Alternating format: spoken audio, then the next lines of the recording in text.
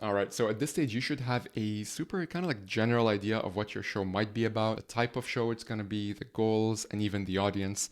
Let's now drill a little bit deeper to look at planning topics. So, when we think of planning topics, we pretty much look at it in terms of two flavors that ideally you should combine. So, qualitative and quantitative.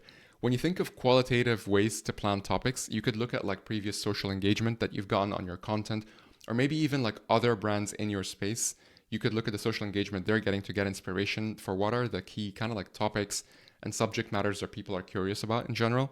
You could also look at previous episodes or previous webinars that you have published before to see what the engagement was like on them, and maybe that could give you inspiration on what this new show or new series will be about. And then last but not least, of course, is you could rely on customer interviews to really dig deeper into figuring out what are the topics that are on their mind so that you can build a show around that concept. And to give you some examples of qualitative shows from our own experience, we have received a lot of questions from people around how to build shows, and specifically like successful examples of other brands that have built shows before.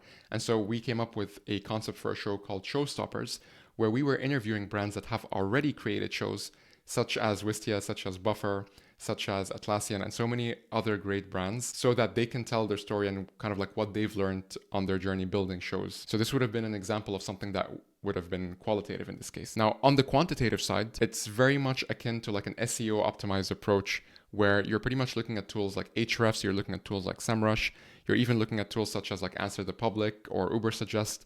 You're pretty much looking at specific keywords and using that to inform your strategy based on the certain search volume that certain topics are getting. One topic to share here, or one idea to share here rather, is to not focus on short tail keywords, but rather long tail keywords, because this way it will allow your show to become a little bit more niche, a little bit more specific, so that you're not speaking to the general public, but rather to your specific persona.